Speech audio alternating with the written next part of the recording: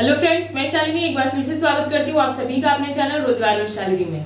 आज हम लोग देखेंगे कि टीचिंग करने में क्या क्या कैरेक्टरिस्टिक्स होनी चाहिए, यानी कि अगर कोई टीचर टीचिंग कर रहा है तो उसके टीचिंग में क्या क्या कैरेक्टरिस्टिक्स होनी चाहिए, ये सब कुछ चीजें आज हम लोग देखेंगे। क्योंकि जब आप लोग इंटरव्यू देने जाओगे तो आपसे पूछा जाएगा कि आप तो टीचिंग करोगे, लेकिन टीचिंग में क्या क्या कैरेक्टरिस्टिक्स इन्वॉल्व होनी चाहिए कि आपको पता है, तो आपको पता होना चाहिए। और उसी का आंसर मैं आप लोगों के लिए लेके आई हूँ। आज हम लोग देखेंगे कैरेक्टरिस्टिक्स ऑफ टीचिंग। मैंने जो कि यहाँ पे लिखा भी हुआ है कि टीचिंग की क्या क्या कैरेक्टरिस्टिक्स हैं, जो कि मैंने सिर्फ और सिर्फ यहाँ 5 पॉइंट में कंक्लूड करने की कोशिश की है।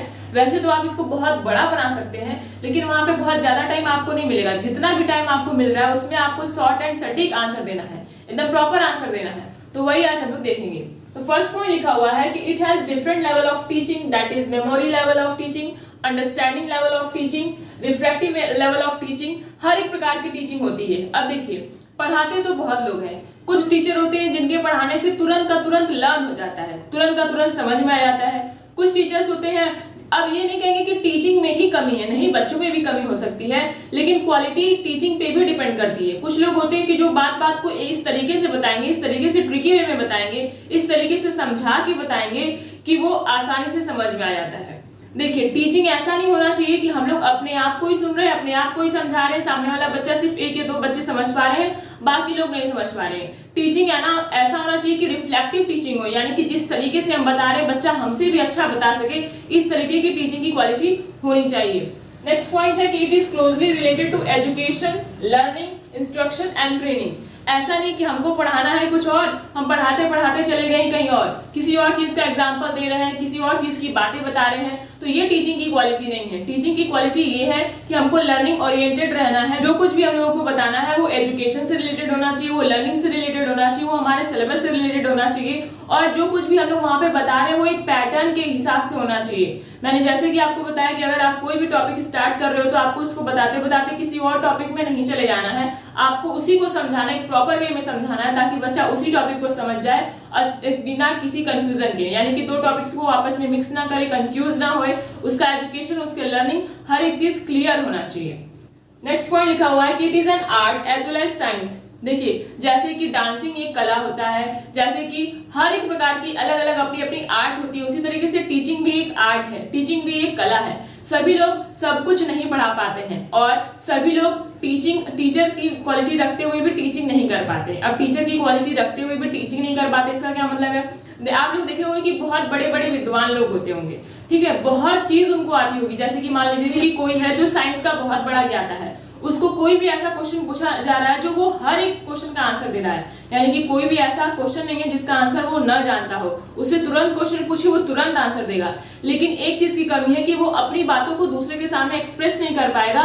उन चीजों को जो वो जानता है वो दूसरों के सामने एक्सप्रेस नहीं कर पाता है वो, और वो उसके अंदर हम लोग टीचिंग की अच्छी क्वालिटी नहीं कह सकते, क्योंकि जितना भी ज्ञान है वो तो उनके अंदर भरा है, लेकिन टीचर वो होता है जो अपने ज्ञान को दूसरों के अंदर ट्रांसफर करने की क्वालिटी रखता है।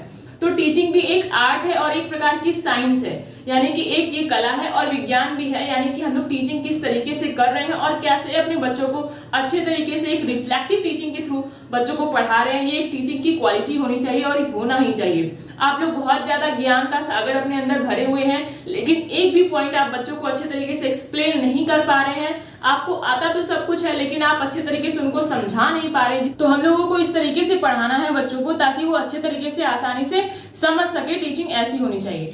नेक्स्ट पॉइंट लिखा हुआ है कि it tends towards self organization. अब देखिए, टीचिंग कोई भी ऐसा वैसा प्रोफेशन नहीं है कि आप उठे और चल दिए। टीचिंग मीन्स एक सेल्फ ऑर्गेनाइजेशन होना चाहिए, एक डिसिप्लिन होना चाहिए, और सिर्फ टीचिंग में ही नहीं, हर एक फील्ड में एक सेल्फ डिसिप्लिन, सेल्फ ऑर्गेनाइजेशन होना चाहिए। हम किसी भी तरीके से एकदम लूज पूज होकर बच्चों के सामने नहीं जा सकते, हम लूज पूज होकर उनको पढ़ा नहीं सकते। हमें नहीं आ रहा है, हम टॉपिक में कंफ्यूज है, लेकिन फिर भी उनको बहकाने की कोशिश किए जा रहे हैं, ऐसा नहीं कर सकते। जो भी टीचिंग है, जो कुछ भी चीजें हम लोग बता रहे हैं, वो एक ऑर्गेनाइज्ड फॉर्म में होना चाहिए। तो किसी भी चीज को ऑर्गेनाइज्ड फॉर्म में रखने के लिए सबसे पहले हमें खुद को ऑर्गेनाइज होना पड़ेगा, हमें खुद को डिसिप्लिन में होना पड़ेगा। तो अगर हम खुद सेल्फ ऑर्गेनाइज्ड हैं, सेल्फ डिसिप्लिन वे में अच्छे तरीके से हैं, तो हम बच्चों को भी वही चीजें दे पाएंगे। तो टीचिंग एक ऐसा प्रोफेशन है जिसमें कि आपको सेल्फ ऑर्गेनाइज होना सबसे पहले जरूरी है। नेक्स्ट पॉइंट है, it is a continuous process. हर एक चीज कंटिन्यूटी में होती है, तो उसको सक्सेस होने में कोई भी समय नहीं लगता है। आप इस लोग समझ लीजिए आप लोग बहुत चीज की प्रिपरेशन कर रहे हो, लेकिन अगर आप लोग एक दिन प्रिपरेशन करो, फिर 2 दिन गैप करिए, फिर 3 दिन प्रिपरेशन करिए, फिर 1 दिन गैप करिए, तो ये कंटिन्यूटी नहीं बनी रहेगी और जिससे अगर आप जो कुछ भी समझे भी रहेंगे वो भी थोड़ा थोड़ा धीरे धीरे करके गायब होने लगेगा। लेकिन अगर आप आज कुछ पढ़े हो, सपोज करिए कि आप आधे घंटे ही पढ़े हो, आपको आज फिर उसके बाद कोई भी समय नहीं मिला है, लेकिन आप नेक्स्ट डे जब फिर से पढ़ोगे तो आपको वो चीजें कंटिन्यूटी में आएंगी और धीरे धीरे आपको लर्न होना स्टार्ट हो जाएगा। लेकिन अगर आप सोचे कि अरे यार मैं तो आधा घंटा 1 घंटा पढ़ लिया, मुझे कुछ याद ही नहीं हो रहा है, अब छोड़ो, अब मैं कल पढ़ूंगा, परसों पढ़ूंगा, मेरे पास टाइम नहीं है, तो इस तरीके से आप जो कुछ भी आधे घंटे में गेन किए हो वो भी धीरे धीरे गायब हो जाएगा। तो इसी तरीके से बच्चों के साथ भी होता है। तो हम लोग को जो कुछ भी टीचिंग करनी है उसको एक कॉन्टिन्यूअस फॉर्म में करना है, कंटिन्यूटी बनाए रखनी है और एक प्रॉपर वे में समझाना है, एक कंटिन्यूअस प्रोसेस अपना बनाए रखना है, ताकि जो कुछ भी बच्चे को हम लोग सिखा रहे हैं, जो कुछ भी हम लोग बच्चों को पढ़ा रहे हैं वो आसानी से सीख सकें।